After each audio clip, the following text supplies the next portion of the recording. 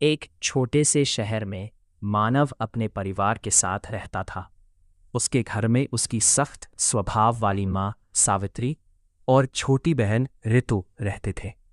कुछ समय पहले मानव ने शिल्पा से प्रेम विवाह किया था। शिल्पा बहुत ही शांत, मेहनती और समझदार लड़की थी।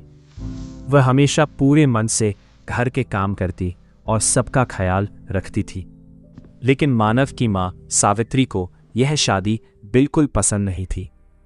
उन्हें लगता था कि शिल्पा इस घर के लायक नहीं है। इसी वजह से सावित्री अक्सर शिल्पा की हर छोटी छोटी बात में गलती निकाल देती थी। उस दिन भी सुबह से शिल्पा रसोई में काम कर रही थी, लेकिन सावित्री हर काम में कोई ना कोई कमी निकालकर उसे डांट रही थी।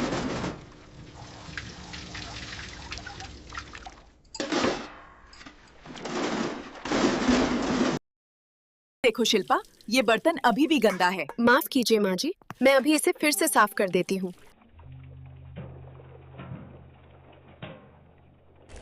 दोपहर का समय हो गया था। शिल्पा ने पूरे परिवार के लिए प्यार से खाना बनाया, लेकिन जैसे ही सावित्री ने खाना चखा, उन्होंने फिर से शिल्पा की गलती निकालनी शुरू कर दी।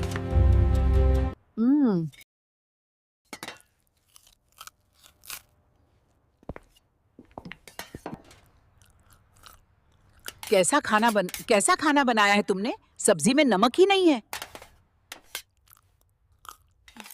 माफ करना माँ जी, शायद मैं नमक डालना भूल गई।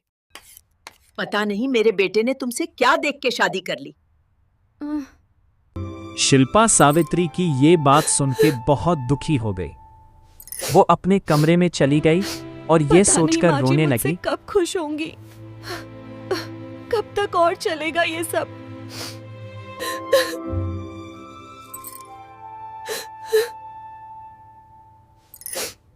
शाम को मानव ऑफिस से घर वापस आता है। शिल्पा दरवाजे पर उसका इंतजार कर रही होती है। आप फ्रेश हो जाओ, मैं आपके लिए पानी लेके आती हूँ।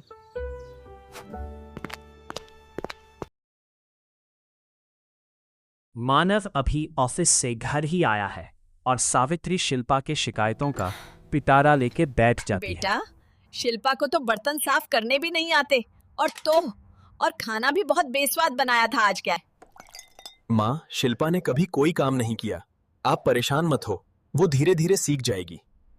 मुझे नहीं पता कि तुमको इस लड़की में क्या पसंद आया। मैंने तुम्हारे लिए एक अच्छी और खूबसूरत लड़की पहले ही चुन ली थी। बहुत हो गया माँ, शिल्पा को बुरा लग जाएगा। इस बहस के बाद पूरे परिवार ने एक साथ खाना खाया और सोने के लिए अपने अपने कमरे में चले गए। अगली सुबह भी यही सिलसिला जारी रहा। मानव ऑफिस के लिए निकल गया। शिल्पा अपने कामों में वापस लग गई। वो बैठक में झाड़ू लगा रही थी। तभी सावित्री आई और फिर से उसके काम की आलोचना करने लगी। देखो शिल्पा, कोने में बहुत धूल जमी हुई है। तुम्हें झाड़ू लगाना नहीं आतागा? एक भी काम ठीक से नहीं आता तुम्हें। माफ कीजिए माँ जी, मैं इसे अभी साफ कर रही हूँ। जल्दी करो, हमें दोपहर का खाना भी तैयार करना है। जी माँ जी। सास के बार बार के तानों और डांट की वजह से शिल्पा अब बहुत परेशान और उदास रहने लगी थी। उसका मन हर दिन और भारी होता जा रहा था। उस शाम भी शिल्पा बहुत उदास थी। वो चुपचाप अपने कमरे में बिस्तर पर बैठी हुई थी। उसकी आंखों में उदासी साफ दिखाई दे रही थी।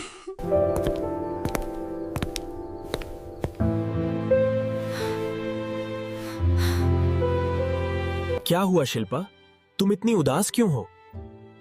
माँ ने तुमसे फिर कुछ कहा क्या? अरे नहीं, ऐसा कुछ भी नहीं है। तुम बैठो, मैं तुम्हारे लिए पानी लेकर आती हूँ।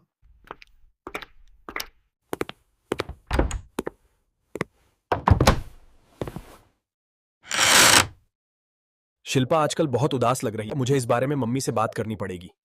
सुबह मैं देखूंगा कि माँ और शिल्पा के बीच क्या चल रहा है। अगली सुबह जब सावित्री और शिल्पा रसोई में नाश्ता बना रही होती है, तब मानव दरवाजे के पीछे छिपकर उनके बीच हो रही बातों पर नजर रखने लगता है। देखो, तुमने डोसा जला दिया। अब तुम मेरे बेटे को जला हुआ खाना खिलाओगे।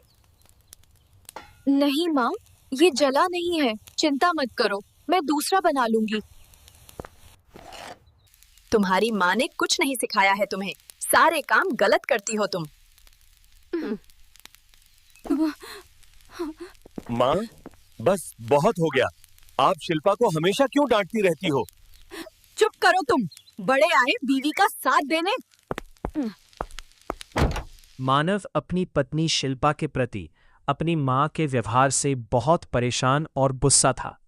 वो अपनी माँ के पास गया और माँ, उससे इस बारे में आप बात शिल्पा की। को हमेशा क्यों डांटती रहती हैं? बेटा, उसे घर के काम करना नहीं आता। माँ, मैंने आपको कई बार बताया है कि वो धीरे धीरे सीखेगी। इस लड़की ने तुम्हारे सामने शिकायत की होगी मेरी।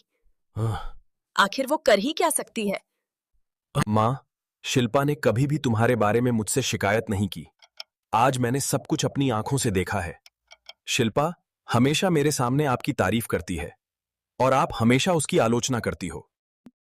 अब मुझे एहसास हुआ है कि मैंने कितनी बड़ी गलती की है। बेटा, मुझे माफ कर दो। सावित्री को अपनी गलती का एहसास हो गया है कि वह शिल्पा को हमेशा गलत समझती थी। वो शिल्पा से माफी मांगने किचन में जाती है।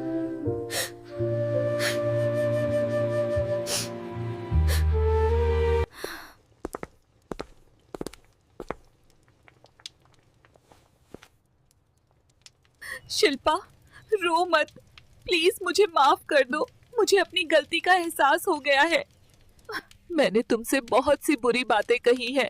मैंने हमेशा तुम्हारे काम की आलोचना की है। नहीं माँ, प्लीज मुझसे माफी मत मांगिए।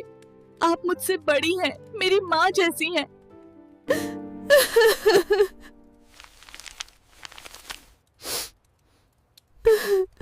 इसके बाद सावित्री शिल्पा को कभी किसी बात पर डांटती नहीं, बल्कि अगर वह कुछ गलत करती तो उसे खुशी खुशी सिखाती है। अब सावित्री और शिल्पा बहू सास की तरह नहीं, बल्कि माँ बेटी की तरह रहती है।